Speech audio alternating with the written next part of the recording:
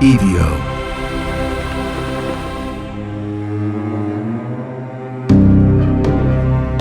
This year, the world returns to the Alps in celebration. The Winter Olympics bring cameras and lights and flags to mountain slopes that shimmer under global attention. Athletes carve down mountain slides at impossible speeds, bodies balanced on blades and edges, turning ice into artistry. Commentators will speak of mastery, of conquering gravity, of dominating terrain. And for a moment, it feels true. But the Alps are patient. Long before medals and finish lines, these mountains were something else entirely. They were borders, they were barriers, there were places where trade stopped, where language changed, and survival thinned with the air. Above a certain elevation, where the last trees bend low and give up, the Alps don't feel empty. They feel like they're holding something back. Winter doesn't arrive here with noise. It settles. Sound softens, depth becomes unreliable. A ridge that looks close can take hours or days to reach. Shadows stretch longer than they should. Your own breath sounds foreign in the cold. And for centuries, when people vanished in these heights, when shepherds didn't come home, when hunters were found broken in ravines that no path led to, when livestock were discovered torn open above the snowline where no wolf could climb, the villages below did what humans have always done in the face of unexplained loss. They gave the fear a shape. Low to the ground, muscular, silent. A serpent's body. A cat's face. In a few minutes from now, we're going to reach a moment where one man swore that shape turned its head and looked directly at him. Welcome back to The Devil Within. While the world celebrates grace and power on those mountains, tonight we're exploring an older alpine legacy. One born not from sport, but from disappearance. A story about isolation, about perception, and the way the human mind fills vast silence with something that has eyes. And if you're drawn to stories that explore not just events, but the emotional and psychological terrain behind them, following this show, The Devil Within, helps others find these deeper journeys as well. So please, make sure you're following wherever you listen to podcasts and rate and review the show. It helps more than you know. This is The Devil Within. You're listening to The Thing That Watches from the Tree Line. So there's a line from Robert Frost about woods being lovely in the moment you're most at risk of never leaving them. He understood that beauty and danger often wear the same coat. Chapter 1, where the world turns white and the rules disappear. Long before the Alps were filmed in athletic slow motion, they were endured in real time. Before drone shots and Olympic banners, before ski lifts traced lines across ridges, these mountains were not symbols of beauty or sport. They were thresholds. They were boundaries between climates. They were boundaries between cultures, between economies, between survival and disappearance. They rose like frozen waves across the center of Europe, sculpted by glaciers that retreated but never truly left. And for the people who lived in their shadow, the Alps weren't scenery. They were conditions. Winter in the mountains does not announce itself with drama. It doesn't storm in and then fade. It arrives quietly and it stays. Snow begins as a soft covering and then becomes architecture, reshaping roads, burying fences, softening angles until the land looks unfamiliar even to those born there. Valleys close in. Sound becomes padded. Time stretches differently in a place where movement slows and daylight feels rationed. For centuries, life in the Alps meant negotiating with winter rather than resisting it. Villages clung to slopes where soil could gather and rivers might thaw early enough to allow planting. Livestock were wealth, warmth, and food all at once. A bad season could mean hunger or starvation. A long season would mean death. But no one stayed in one place year-round. Every spring and summer, people climbed. Shepherds led cattle and sheep along ancient paths carved by hooves and memory. These routes, called transhumance trails, wound up into high pastures where grass grew thick and green once the snow retreated. Hunters followed majestic animals into elevations where rock replaced soil and the air thinned enough to make every breath feel borrowed. Woodcutters pushed beyond safe tree lines searching for timber to build homes that winter might test to their limits. The mountains demanded movement, even from those who feared them. And sometimes, the mountains kept what entered. A shepherd who failed to return before the first early storm, a hunter whose trail ended at the lip of a ravine, a traveler who crossed a pass one afternoon and never arrived in the next valley. Bodies, when found, were often discovered months later in thaw, preserved in ice, posture frozen, story erased. Other times there was nothing. No footprints leading away, no broken equipment, no sign of struggle, just absence. A shape missing from a family table, a voice gone from a village rhythm. Absence is harder to live with than death. Death can be named, marked, buried, mourned. Absence lingers like a question the world won't answer. So, answers began to form anyway. In high alpine regions by the 18th century, stories circulated about something that lived above the tree line, in the rocks, crevices, and snowfields where humans were visitors at best. People described seeing movement along ridges where nothing should move, hearing sounds that didn't match wind or falling stone, discovering livestock torn open in places where wolves couldn't get to, carcasses positioned in ways that suggested not just hunger, but violence. The shape that emerged in story was strangely specific. A long, thick body like a serpent, but heavier, muscular, built for crawling across stone. 2 short forelegs ending in claws strong enough to grip rock. A broad, almost feline face. Eyes set forward like a predator that calculates distance before it closes in. They called it the Tatzelwurm, or the claw worm. Not a dragon from scripture, not a snake from the fields, but something in between. Something that belonged to the mountain in the way that humans did not. To modern ears, it sounds silly, or like folklore layered onto landscape, a creature invented to fill the unknown. But to those living there, it served a purpose.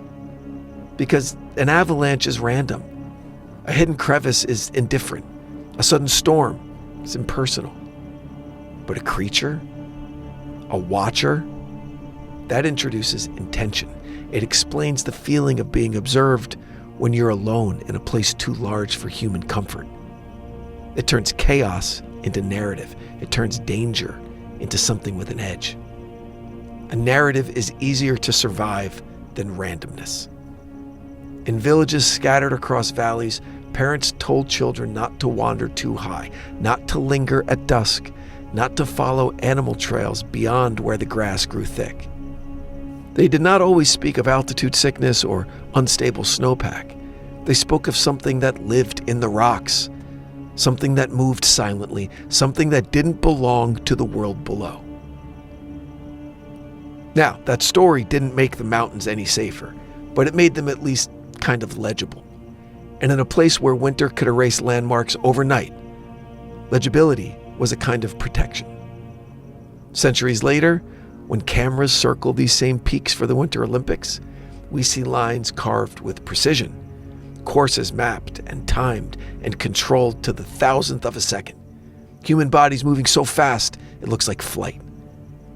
The mountains appear conquered, translated into sport. But high above the slopes, past the lifts and the safety nets, the old geography still waits. The air still thins, the silence still stretches. And the part of the human mind that once gave the mountains a creature with claws is still with us. Because in places where the rules disappear, the imagination doesn't. It sharpens. Chapter 2. Footprints that begin nowhere. By the 19th century, the Alps were changing. Not physically, Glaciers still carved valleys and avalanches still erased paths without apology, but changing in the way that humans looked at them. Painters climbed with easels, writers traveled with journals, early mountaineers began approaching peaks not because they had to cross them, but because they wanted to stand on top of them. The mountains shifted in the European imagination from barriers to be survived to spectacles to be admired. But admiration didn't dissolve the old unease. It only carried it higher. As more people ventured above the tree line for reasons other than survival, the stories of something living there traveled with them. What had once belonged only to shepherds and hunters entered newspapers, climbing journals, and cafe conversations far below the snowline. Accounts began to surface in regional papers across Austria, Bavaria, and Switzerland. Short columns, often buried between weather reports and agricultural notices, describing encounters that seemed to hover between observation and disbelief. A hunter in Tyrol claimed he had seen a thick, pale creature stretched across a rock face, warming itself in the sun. He described a body like a snake, but heavier, muscled, and ending in two clawed forelimbs that gripped stone as it moved. When he shifted his weight, the creature raised its head and fixed him with eyes he later said were just too forward, too aware. He fired his rifle. The shot echoed, the creature slipped into a fissure in the rock and vanished. Another report came from a guide leading two German tourists across a high pass. Their pack mule froze on a narrow trail and refused to move, nostrils flaring, eyes wide. The guide insisted he heard a low scraping sound from the rocks above. Not wind, not falling stone, but something deliberate. He claimed to glimpse a thick, dark shape sliding behind a ridge just before loose gravel rattled down the slope. The mule had to be blindfolded before it would take another step. Now, these accounts shared something unusual: hesitation. The witnesses rarely presented themselves as heroes. They didn't claim to have slain a beast or uncovered some grand mountain mystery. They described confusion, a sense that they had seen something they could not categorize quickly enough to feel in control. And control matters at altitude, because above the tree line, certainty erodes as fast as the landscape. Science, meanwhile, was advancing into the same terrain. The 19th century saw a surge in alpine exploration, not just by climbers, but by naturalists and geologists. They cataloged plants that survived in thin soil, mapped glacial retreat, studied animal tracks in the snow. They searched for patterns, for order, for evidence. No specimen of a Tatzelwurm ever appeared. No skeleton, no preserved hide, no confirmed photograph. But science uncovered something else. The human body begins to change subtly as elevation rises. Oxygen levels drop, and with them, clarity. Hypoxia can produce dizziness, delayed reaction time, and in some cases, visual distortions. Snow blindness can wash the world into a field of glare where edges blur and movement seems to shimmer at the margins of vision. Sound behaves differently too. Winter passing over ridges can create tones that resemble distant voices or low calls. Small rock falls magnified by echo can sound like something moving with intent. In deep winter, the landscape itself contracts and expands with temperature shifts, ice cracking inside stone like something shifting its weight. Then there's the isolation. Most human perception evolved in environments full of reference points: trees, buildings, other people. Above the tree line, those anchors vanish. A person becomes a small figure in a field of white and stone, their scale dwarfed, their senses deprived of familiar context. The brain, confronted with incomplete information, does what it always does. It fills in the blanks. There's that line from Emily Dickinson about a certain slant of light. I've gone over this before. That certain slant of light can feel oppressive, almost physical, pressing down rather than illuminating. High in the Alps, light doesn't comfort. It interrogates. It exposes every shadow, every uneven patch of snow, every dark seam in the rock face. It flattens distance, making far things look close and close things look strangely detached. So in that environment, a shadow at the edge of vision can become a form. A form can become a body, and a body can easily become a creature. And once the mind commits to a pattern, once it says that something's alive, it becomes remarkably resistant to revising the story. Now, the reports of the Tatzelwurm did not spread like campfire tales designed for entertainment. They moved like warnings. Guides whispered them to new climbers. Shepherds repeated them to children who were old enough to follow animals uphill. They were offered not with dramatic flair, but with the quiet seriousness reserved for advice that keeps people alive. Don't go alone past the trees. Don't ignore the way the air feels thinner than it should. Don't assume that because you see nothing, that nothing's there. The creature, whether real or imagined, served a purpose. It gave language to unease. It explained the sensation, familiar to anyone who has stood in a vast, empty landscape, that the silence is not neutral. It has weight. Because the hardest part of the high mountains isn't always the cold or the wind or the steepness. It's the feeling that you are very, very small in a place that wouldn't change one iota if you vanished. And for many, that feeling was easier to face if it had eyes.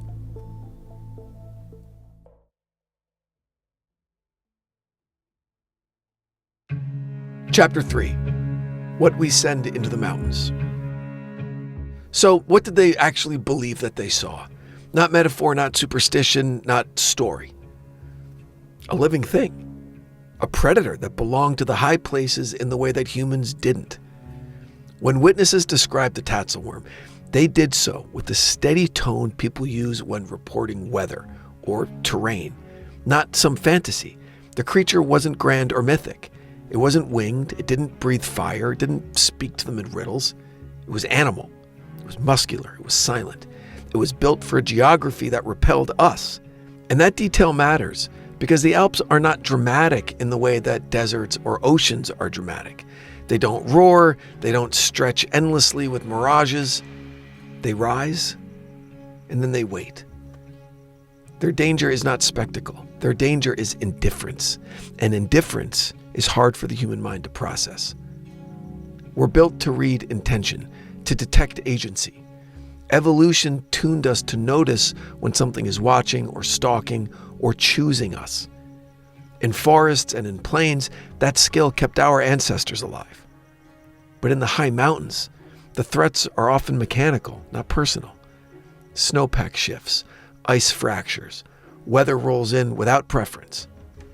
A rock gives way beneath your weight because gravity is constant, not because the mountain decided. But still, randomness feels cruel. It feels incomplete. A creature, well, that feels cleaner. A creature explains why this person didn't come home, why this animal was torn open, why the air suddenly felt wrong, why the hair on the back of the neck rose in a place where nothing moved. A creature introduces narrative, and narrative leads to meaning. And meaning, even dark meaning, is easier to carry and understand than chaos. So maybe the Tatzelwurm was never just a monster of the rocks. Maybe it was a translation device, a way to turn environmental indifference into something the human nervous system could, understand. There's a reason so many encounter stories focus on the eyes. Witnesses rarely describe teeth or claws first. They talk about being watched, locked in a gaze that felt assessing and measuring. That detail shows up again and again, even in accounts separated by decades and hundreds of miles of valley. Because being watched triggers something ancient in us. It says, hey, you're not alone. Which should be comforting. But in the high Alps, it becomes the opposite. If you're not alone, then something else has adapted to this place better than you have. The Tatzelwurm stories often emerged after tragedy. A missing shepherd, a guide who slipped and vanished into fog. livestock killed above reachable pasture. These were moments when the community faced something unbearable, the knowledge that a life could end without witness or without reason and without ceremony. A beast provided a shape to blame. But here's the deeper layer. The same mountains that produced fear also produced pride. Alpine communities prided themselves on toughness, on knowledge of terrain, and on the ability to survive where others couldn't.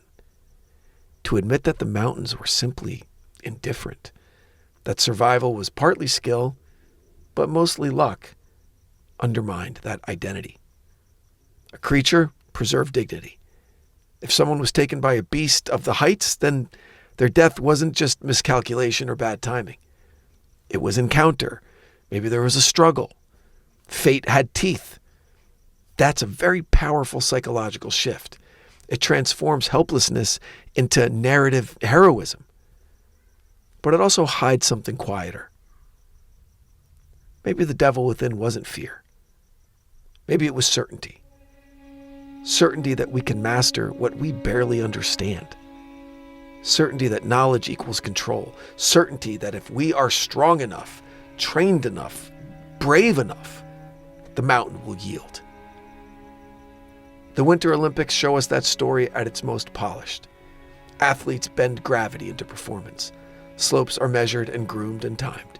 Human bodies move with a confidence that suggests the mountain has become a partner rather than a threat. And for a moment, it's true. But beyond the cameras, beyond the safety nets and avalanche control, the old terrain still exists. Wind still reshapes cornices overnight. Snow still hides fractures beneath smooth surfaces. Temperature still shifts faster than human prediction. The Alps haven't become safer. We've become more precise. And precision can look like dominance, right up until it fails. Maybe the Tatzelwurm was never something waiting in a cave. Maybe it was the shape we gave to the moment the mountain reminds us of scale. The second when confidence falters, when breath shortens, and when the world feels too large and we feel too temporary inside it. Because the most unsettling truth of the high mountains isn't that something hunts us. It's that nothing does. The slopes don't care who climbs them. The ridges don't register footsteps. The glaciers don't remember names. If a person falls, the mountain does not notice or care. If a person survives, the mountain's not going to celebrate. Indifference is colder than hostility. Hostility implies relationship. Indifference leaves you alone. And the human mind, wired for connection, resists that loneliness with everything it has. So, it imagines eyes in the rock, movement in snow, a creature that watches and chooses and gives silence a presence.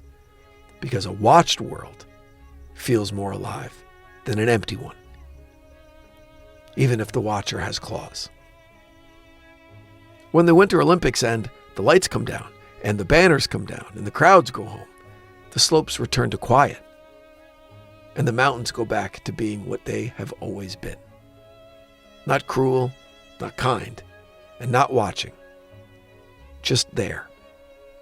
For most of history, people couldn't accept that kind of silence, so they filled it. They filled it with stories, with shapes in the snow, with a creature that had eyes and breath and intention. Because intention is easier to face than emptiness. Maybe the Tatzelwurm never lived in the rocks above the tree line. Maybe it lived in the space between fear and understanding. That moment when the human mind looks at something vast and unknowable and decides it would rather imagine a monster than accept indifference. Because a monster means that you were seen. Indifference means you were never noticed at all. And that might be the coldest thing the Alps have ever given us. But the Alps didn't only give people monsters in the high snow. In the valleys below, in forests where winter light barely touched the ground, something else took shape. Something that didn't live in stone or ice. Something that followed people home.